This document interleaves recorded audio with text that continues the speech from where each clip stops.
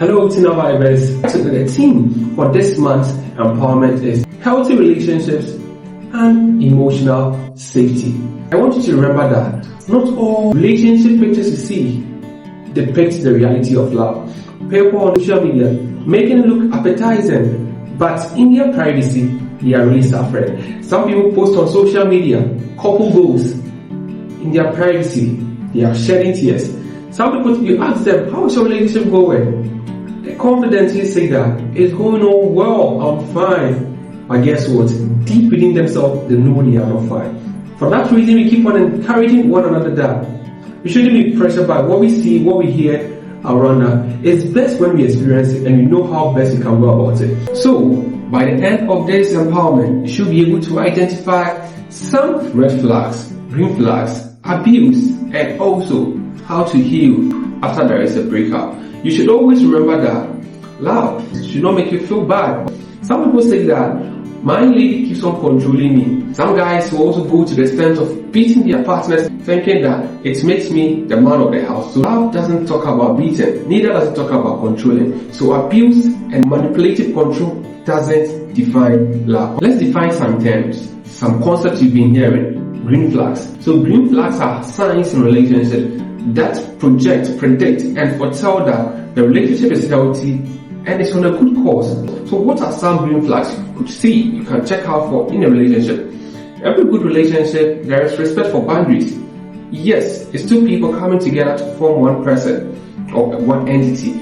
So there are times that there will be differences. One person may not understand it, but for a relationship to be good and better, both sides agree, okay, because you don't get it, I'll just stick to it because we want the best for ourselves. Another thing, a good relationship does not force anything on you. There should be respect for boundaries. Again, there should be understanding. Anything that is good doesn't coerce, does not force it. Also, one green flag you can check out when there is an error, when there is a mistake. The person is able to man up enough and say that, oh, I'm sorry, I made it wrong, I didn't do it right. You can also feel safe expressing your views because a green flag you can look out for is you don't get abused. And also, one green flag is you feel calm and you don't feel confused because you know everything is talked out. Remember, green flags bring happiness. But on the other hand, the red flags are signs that predict or tell and able to give you an idea that the course of the relationship that you are in is not having a good outcome. They may come in different forms. Sometimes red flags don't come so violent. Sometimes they can be as calm as silent treatment. After a misunderstanding or both people not understanding on a particular concept, the next thing you see is silent treatment. One red flag is your phone is still checked. Again, the other person feels very offended when you resist some idea. You want to share your view on what he suggested, what she suggested, and then, Killer is annoying because you aren't supposed to share an idea of what we're talking about. That is a red flag. You shouldn't let it slide. In most times too, they will say that after all that I've done to you, after all that I've done for you, after all that I've made, and yet this is how you do it, this is how you repay me. This is a form of guilt tripping. That is a red flag. Using instances to remind you, sometimes they go to the extent of saying that is why I quote, that is why nobody likes you, that I am the one who likes you. That is trying to devalue you so that you always get in mind that, okay, if not you, no one else. Don't just say that's my brother, my sister. That is a red flag. Because of all these that happen around you, you'd also be feeling anxious. The guy calls you for an outing. You know best that within you, you wouldn't want to go to where he is suggested. But it's more of like, yes, I'll go. There is constant anxiousness. So you feel like you're walking on eggshells. That is a great sign of red flag. Like, pay attention to patterns, not promises. So yesterday you were beaten by this same Kabna Mensa. And Kabna Mensa, after beating you, consoled you and then gave you iPhone 17. The next day he beats you again and gives you iPhone 17 Pro Max. Okay, so you are interested in getting the beatings rather than getting your life gone spared. Check patterns, not promises. Yesterday, I've not disrespected you. I've not said she will come over, but she didn't. She took the money and then disappeared. I've not told you last Monday that when it's your birthday, I'll take you out. I've not said, oh, sorry, I forgot. Bruh, you still thinking that I've not still forget intentionally or unintentionally? This is a flag that you should spot that it's red. You don't need to spend more time analyzing anything. Most of the time, concurrently, these red flags give you an idea of emotional abuse as well. Because the person is telling you that you are nothing without me. I made you who you are today. The latest device you have is because of my effort.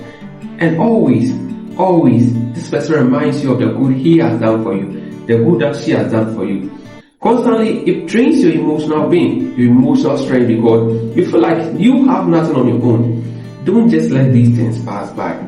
These red flags concur with emotional abuse. Criticizing you for the least you do. The criticism is so high, and that should remind you that this red flag is progressive to become an abuse. So the least you realize, it has changed from just complaints, and it starts to the woman boxing. Just like when she sang in a song. Oh, that was Ebony. Yes. My brother, my sister, if someone constantly challenges you to do what is great, that's not a red flag. If somebody is consistently pushing you to do something positive, that should be a green flag in the concept of how you understand your relationship. But if you realize that someone constantly is damaging your confidence, you're getting broken. And love should not break, but rather it should build.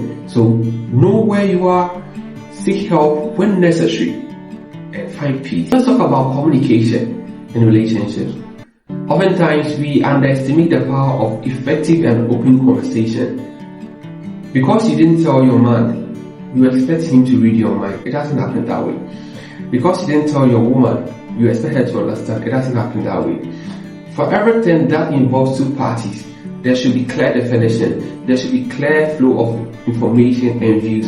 Don't keep it in you, expecting that he will understand. I gave a sign, I acted, she will understand. Openly talk about what you want to share, what you feel, what is worrying you, what you don't want.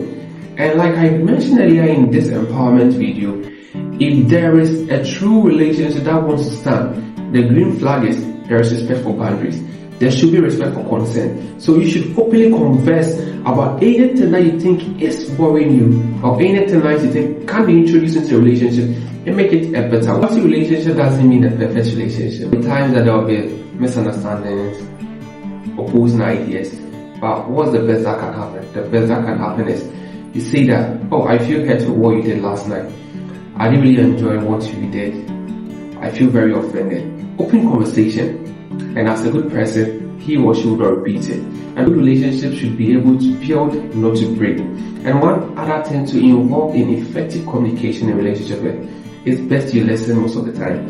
You don't have to be interrupted when the person is sharing one of their worries with you, and then you want to defend yourself. Sometimes just keep quiet, listen without breaking. You cannot disrespect somebody's boundary and call it love. So effective communication in relationships should also focus on respecting boundaries. Now let's talk about the section that most people don't talk about. That's breakups and healing. Breakups are normal. Sometimes you picture the bigger picture. You have the perfect vision for the two people involved in the journey, but we can't control everything in this world. So the relationship sinks and each person goes a divergent way. But you should be very assured that times like this don't stay forever. You get broken, you learn, and then you come back. So if you ever find yourself in a situation like that, I want to encourage you that don't just be in a haste to jump into a relationship again. Take time, talk to people, talk to friends, get somebody on your side, and you have a good normal talk. Heal first before you get into any other relationship, else you end up hurting yourself again and hurting the person you'll be going to have your next relationship with. So stay assured that relationship breakups happen most of the times. And just like the brain processes physical pain, it processes heartbreaks, that's emotional pain, that's physical. That's why sometimes you do feel that pain, worry and stuff. It's normal, but it's difficult as well. You can do better by not jumping into any hasty relationship just because you want to find peace or whatever. Take your time, rebuild and relearn. So summarizing what we've covered so far, today we've learned that healthy relationships respect boundaries. It encourages growth. It also allows for open conversation, communication. It protects your personal and emotional safety. And on unhealthy relationship, that's the opposite. It controls your activities, manipulates your behavior, and also shadows your presence wherever you find yourself. You deserve good love, you deserve peace, you deserve a healthy relationship. Don't let anybody cause you much worry. If you think you are worried, openly tell the person that you can't continue the journey and move on. Life is a good journey when God is on your side, and God is on all of us our side, so we've got to make life count. This is TenaHealth Initiative, our empowerment video to give youth, teens, and young adults the opportunity to learn and also become better people in the future. TenaHealth Initiative empowering youth, teens, and young adults on SRH through interactive learning. Until we catch up again, stay safe and stay biometric.